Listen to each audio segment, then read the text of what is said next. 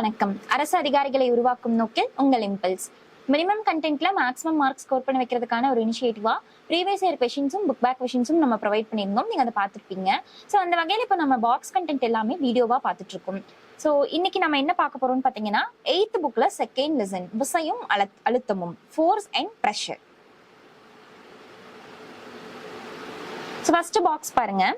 மணலில் நடப்பது நமக்கு கடினமானது, ஆனால் ஒட்டகங்களுக்கு அது மிகவும் எளிது. ஏனெனில் ஒட்டகத்தின் அகன்ற பாதங்கள் மணலின் அதிகப்படியான பரப்புடன் தொடர்பு கொள்கின்றன. இதனால் அழுத்தம் குறைந்து மணலில் ஒட்டகம் எளிதாக நடக்கிறது.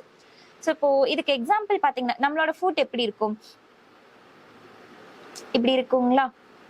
ஸோ நம்ம என்னதான் நம்மளோட கால் பெருசா இருந்தாலுமே நம்மளோட காலோட எல்லா ஏரியாவுமே போயிட்டு நம்ம நடக்கும்போது தரையில டச் ஆகுதான்னு கேட்டா இல்ல, ஒரு சில ஏரியா டச் ஆகுறது இல்ல. பட் ஒட்டகத்துக்கு நம்மளோட கம்பேர் பண்ணும்போது ஒட்டகத்துக்கு பாதம் அகன்றதா இருக்கும். பிளஸ் அதோட எல்லா அந்த பாதங்கள் முழுக்க முழுக்க தரையில படவும் செய்யும்.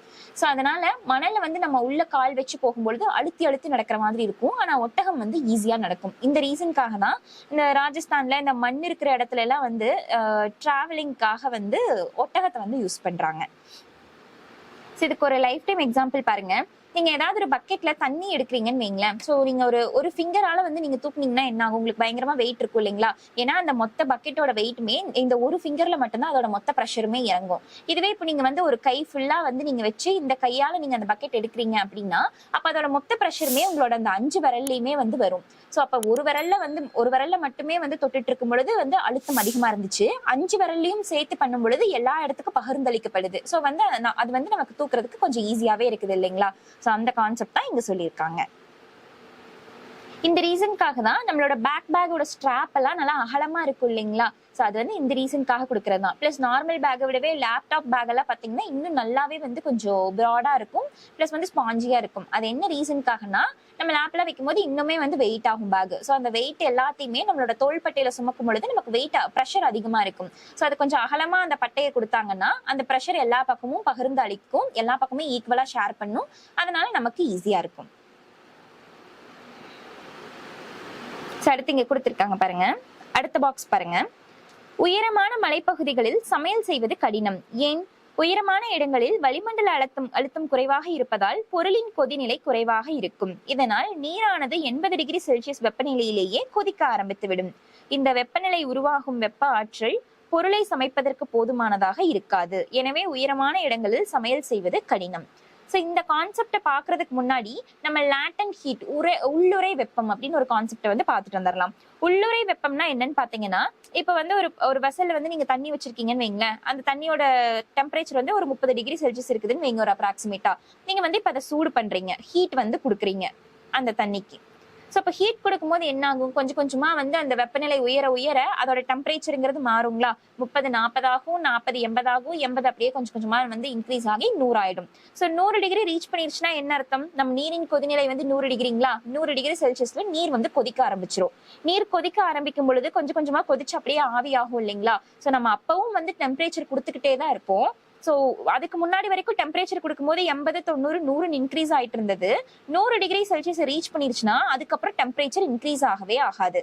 அந்த தண்ணி முழுக்க முழுக்க எல்லாமே கொதிச்சு ஆவியாகி அந்த பாத்திரமே காலி ஆகிற வரைக்கும் நீங்க அந்த தண்ணியை போய் எப்ப அளவெடுத்தீங்கன்னாலும் 100 டிகிரி செல்சியஸ் தான் காட்டும். ஸோ அதுக்காக நம்ம டெம்பரேச்சர் கொடுக்காம விட்டோம்னு அர்த்தங்களா? இல்ல, நம்ம டெம்பரேச்சர் கொடுத்துட்டே தான் இருக்கும். நம்ம அந்த ஹீட் கொடுத்துக்கிட்டே தான் இருக்கும். ஹீட் கொடுக்க கொடுக்க கொடுக்க கொடுக்க அந்த எந்த ஹீட்டுமே டெம்பரேச்சர் ரைஸ் ஆகிறதுக்கான அறிகுறியை காட்டாது. ஸோ அப்ப நம்ம கொடுத்த வெப்பம் எல்லாம் ஏதோ ஒரு இடத்துல மறைஞ்சிட்டு இருக்குது இல்லைங்களா? அந்த வெப்பத்துக்கு பேர் தான் உள்ளுறை வெப்பம், லேட்டன்ட் ஹீட் அப்படின்னு சொல்லுவோம். உள்ளுறைனா மறைந்து கொள்ளுதல் அப்படின்னு அர்த்தம். ஸோ இந்த கான்செப்டே நான் இந்த இடத்துல உங்களுக்கு சொல்லணும்னு நீங்க தெரிஞ்சுக்கணும்னு நான் சொல்றேன்னா, ஸோ இப்ப இந்த பாக்ஸ்குள்ள வாங்க.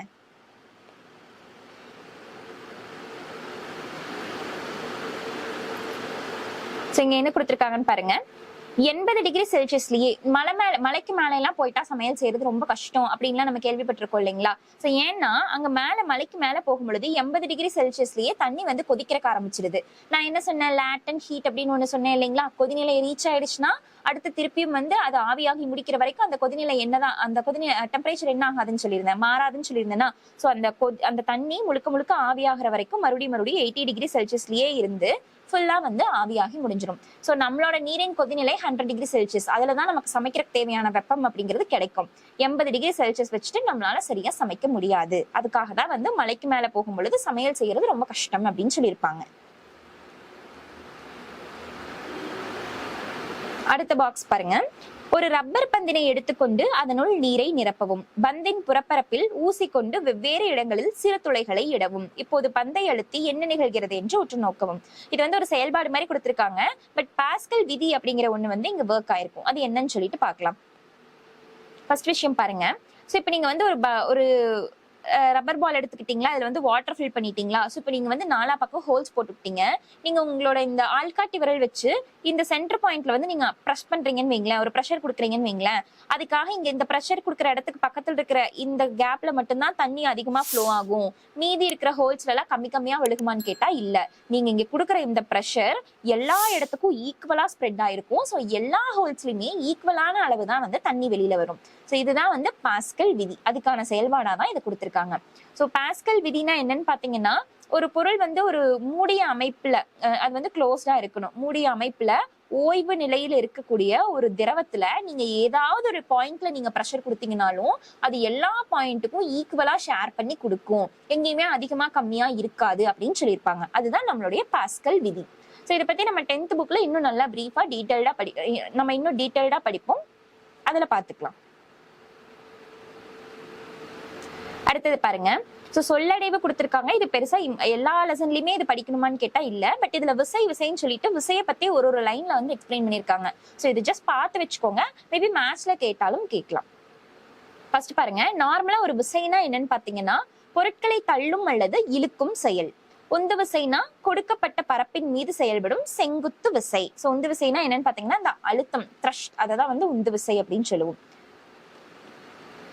அழுத்தம்னா ஓரலகு பரப்பின் மீது செயல்படும் விசை. மிதப்பு விசைனா மிதக்கும் பொருட்களின் மீது திரவம் செயல்படுத்தும் மேல்நோக்கு விசை. பரப்பில் விசைனா திரவங்களின் புறப்பரப்பின் ஓரலகு நீளத்திற்கு செங்குத்தாக செயல்படும் விசை. உராய்வு அப்படின்னா சார்பியக்கத்தில் உள்ள பரப்புகளின் ஒழுங்கற்ற தன்மையால் உருவாக்கப்படும் விசை.